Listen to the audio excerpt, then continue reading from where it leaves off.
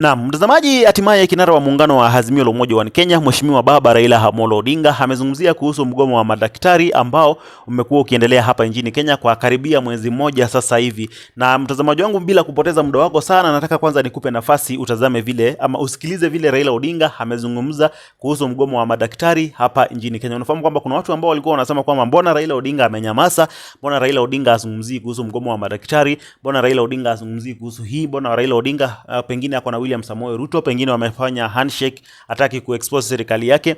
Baba amezungumza siku hii ya leo, mtazamaji wangu, kwanza mtazame halafu tuendelee kuzungumza zaidi.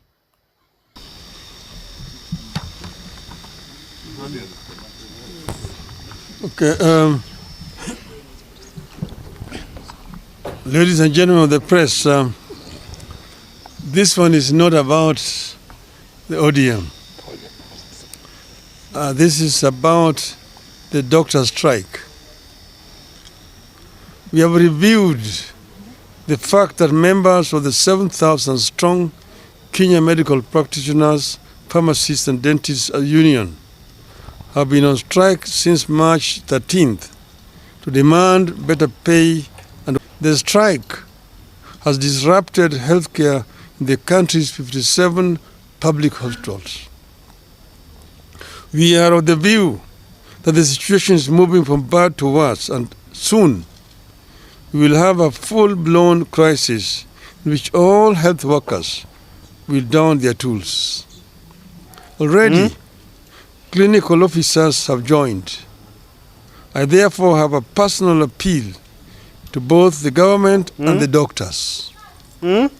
After very wide consultations, I am convinced that the doctors and all other health workers currently on strike will be able to craft a return to work formula and resume duty if the government were to meet their demands halfway while negotiations continue. We therefore appeal to the government to address itself to the following three broad areas as a way of progress towards ending this strike. 1. Pay for medical interns. For the last 7 years, interns have been earning 206,000 shillings per month.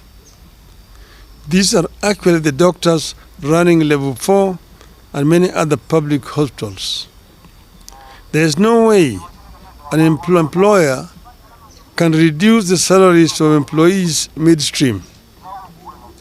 That distorts everything in the life of the employee. I therefore ask the government to reinstate the 206,000 shilling pay for interns until the next CBA negotiation, which is around the corner, kicks in. During that next round of negotiations, both parties will put their cases on the table for consideration. 2. Fees and salaries for doctors pursuing further studies. Counties are supposed to pay salaries of doctors who are enrolled for further studies like master's degree, while the Ministry of Health is supposed to pay fees.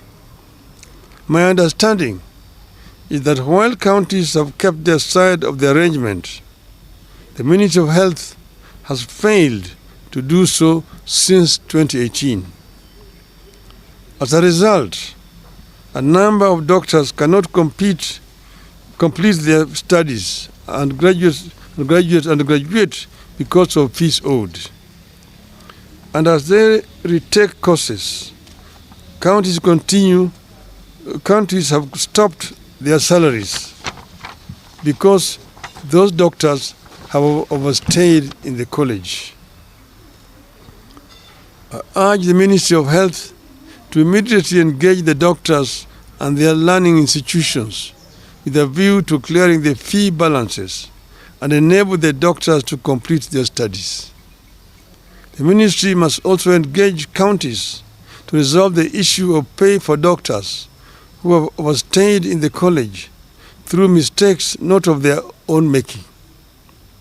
The ministry should also work out a plan for paying stipends to doctors who forego county salaries and ministry fees and privately fund their higher education while offering services in public hospitals. Such hustles should be supported. 3. Address the problem of doctors on contract. I have been shocked to learn that some of our high-end hospitals are hiring doctors on as short as a month, 2-month or 3-month contracts. This is wrong. The ministry is failing to stand up for the doctors to prevent their exploitation and exposure to the unfair practices. This ministry must lay down the rules that ensure fair, respectful, and sustainable labor practices by both the public and private health providers. 4. Equal pay for equal work. Doctors are complaining about a free-for-all system where some employers have the free hand to decide what to pay.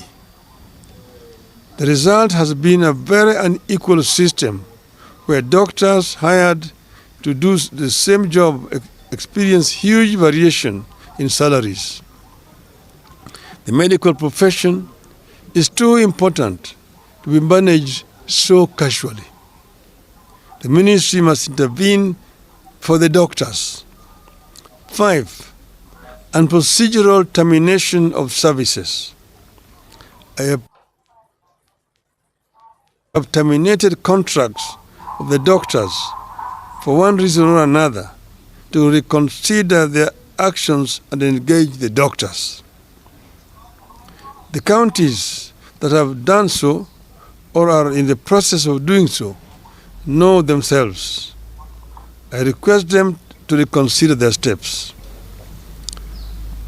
I believe that the above actions, if taken in consultation with the union, will see us avert the crisis that is building up in the health sector and pave ways for less antagonistic engagement. This is a crisis that has serious ramifications. We want this crisis to be resolved. We have not spoken before, but we want the government to take notice that we cannot remain silent for a longer time when this is persisting. We ask them to act now. And if they don't, of course they know that the consequences will be very grave indeed. Mtazamaji, kidogo tu kabla hatujaendelea kuzungumza zaidi na kuomba utazame hii. Aje huyu msichana ambaye unamuona hapo kwa screen anajulikana kama Sirima Bahati na anahitaji msaada wako. Sirima alimaliza shule ama alimaliza darasa la 8 na akapita vizuri kwa sababu alikuwa na max 332 kama vile unaona hapo kwa screen, lakini kufikia sasa hajaweza kufanikiwa kuingia form 1 kwa sababu ya kukosa pesa ya shule, lakini pia unaangalia background ya nyumbani unaona kwamba hawana uwezo wa kuhakikisha kwamba wameweza kumrudisha huyu mtoto shuleni. Na baada ya sisi kama timu Daily Politics kufanikiwa kumrudisha Joshua shuleni, wakaweza ku-reach out na wakasema kwamba kama kuna uwezekano tuweze kuwasaidia waweze kumrudisha huyu mtoto shuleni, na nikawaambia kwamba nitaongea na timu Daily Politics kwa sababu niko na hakika kwamba mtaweza kunisaidia tuweze kuhakikisha kwamba tumemrudisha huyu msichana shuleni. Shule zikifunguliwa tuweze kuhakikisha kwamba ameweza kuingia shule kwa sababu ya ama kwa hisani ya timu Daily Politics. Mlinisaidia mtazamaji wangu kuweza kuhakikisha kwamba tumemrudisha Joshua shule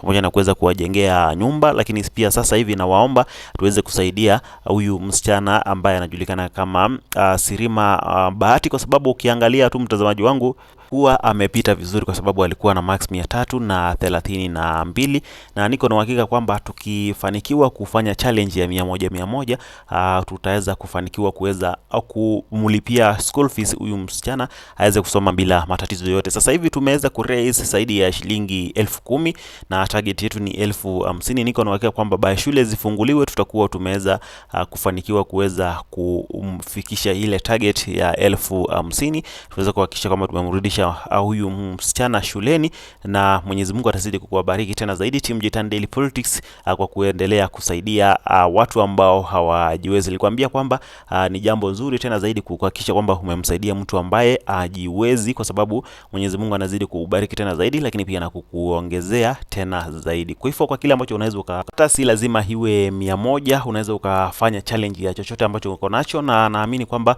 Mwenyezi Mungu atazidi kuwabariki. So nataka niwashukuru wale wote ambao wanaendelea kujitokeza kufanya hiyo challenge. Mwenyezi Mungu azidi kuwabariki tena zaidi, lakini pia na kuongezea tena zaidi. So mtazamaji, tukirudi upande wa politics, kinara wa muungano wa Azimio la Umoja wa Kenya Mheshimiwa Baba Raila Odinga tayari amezungumza kuhusiana na mgomo wa madaktari ambao unaendelea hapa nchini Kenya. Unafahamu kwamba watu wengi wamekuwa wakisema kwamba Raila Odinga sasa hivi vile yuko karibu na William Ruto, hawezi kuzungumza chochote ambacho kiko tofauti na, ama hawezi kuzungumza kitu chochote tofauti na William Samoei Ruto.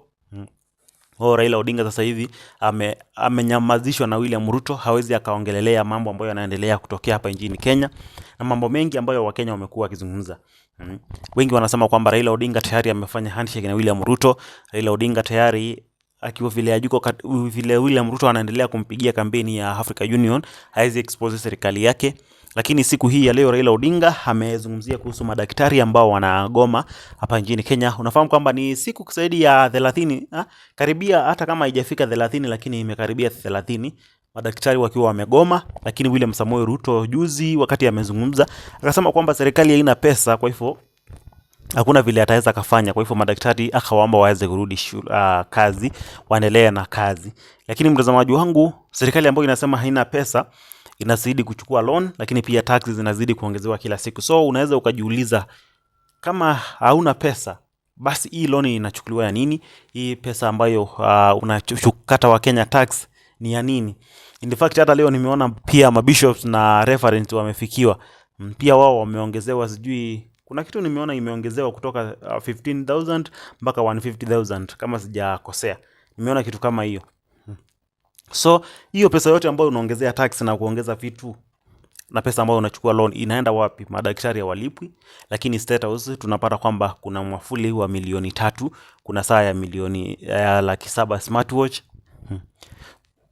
So ni jambo ambalo mtazamaji wangu linazidi kuwachanganya wa Kenya, na Raila Odinga amelizungumzia kuhusu mgomo wa madaktari. Unafahamu kwamba Azimio la Umoja juzi walikuwa wamethreaten kujoin madaktari ambao wanagoma kwa mgomo wa madaktari. Walikuwa wamesema kwamba watawajoin ili waweze kuhakikisha kwamba wamewasaidia kuomba pesa, kwa sababu hii serikali haitaki kutoa pesa. Na kuna seneta wa kaunti ya Kisii ama ni Wanyamira, sikumbuki vizuri, jana alisema kwamba jambo ambalo linamfanya William Samoei Ruto hataki kuongeza madaktari mshahara ni kwa sababu anaongopa akiongeza madaktari mshahara, walimu nao watajitokeza waanze kuomba mshahara. Wale watu wengine wote wataanza kujitokeza waanze kusema kwamba waongezwe mshahara. Hiyo ndio jambo ambalo linamfanya William Samoei Ruto ariski maisha ya Wakenya, kwa sababu sasa hivi mtazamaji wangu, ni watu wangapi wanapoteza maisha kwa sababu hakuna madaktari hospitalini? Na ukiangalia William Samoei Ruto hata ni kama hawashtuki kabisa na Kashagwa. Lakini kama ingekuwa ni mambo ya affordable housing iliguzwa tu kidogo hivi mahakama ikaisimamisha, mimi nakuambia mtazamaji wangu, kila siku ungekuwa unasikia anaongea. Kila siku wanaongea. Kuna mtu anasponsor, hii sio bure. Kuna watu wanasponsor maandamano. Kuna watu ambao walikuwa wanasponsor maandamano ndio watu wameanza kurudi kusponsor kesi. Ndio project zetu zisimamishwe, hawataki tufanye kazi, hawataki tuwafanyie wa Kenya kazi. In fact hata najua kwamba hii wataitumia sana. Mwaka wa 2027 katika campaign utakuwa unasikia wanasema kwamba mahakama ndio ilitucheleweshewa. Tungekuwa tumefanya kazi mingi lakini mahakama ikatuchelewesha kwa kesi. So mtazamaji wangu, William Ruto sasa hivi kama vile alikuwa ameambiwa na Gathoni wa Mchomba kwamba afadhali asimamisha hii mambo ya affordable housing, kwanza aangalie mambo ya Wakenya, kwa sababu ukiguza madaktari umeguza Wakenya. Ukizungumzia kuhusu madaktari kugoma unamaanisha kwamba Wakenya wanaweza wapoteza maisha kila siku. So kuna vitu muhimu ambazo unafaa kuziweka kipaumbele kama hospitali na shule na vitu vingine kama security. Lakini ukichukulia mambo kama hospitali poa, unakuwa unafanya jambo mbaya sana zaidi sana, kwa sababu Wakenya wengi sana wanategemea hospitali. Wakati unaenda hospitali unapata hakuna daktari, ama unapata ule daktari yuko hawezi akakutibu ule ugonjwa ambao uko nao, kwa sababu naamini kwamba wale madaktari wamebaki hospitalini ni wale ambao wako training na wengine ambao hawawezi wakafanya jambo fulani na fulani. So William Ruto anafaa kuangalia madaktari kwanza, afadhali asimamishe hizi project zingine zote kwanza, hakikishe kwamba ameongea na madaktari, wamesikizana, kama ni kuongezwa mshahara, kama ni kuongezwa hata kitu kidogo, ndio at least waweze kurudi kazi na Wakenya wazidi kuhudumiwa, kwa sababu bila madaktari, mtazamaji wangu, nakwambia kutakuwa kubaya tena zaidi hapa nchini Kenya. Lakini hiyo ni maoni yangu tu, ningependa sana kusikia maoni yako hapo chini katika sehemu ya comment section, lakini pia usisahau kujiunga nasi kwa kusubscribe na kutana na notification bell ili tutakachia video kama hii wa kwanza kuweza kuipokea. Kwa sasa, bye bye.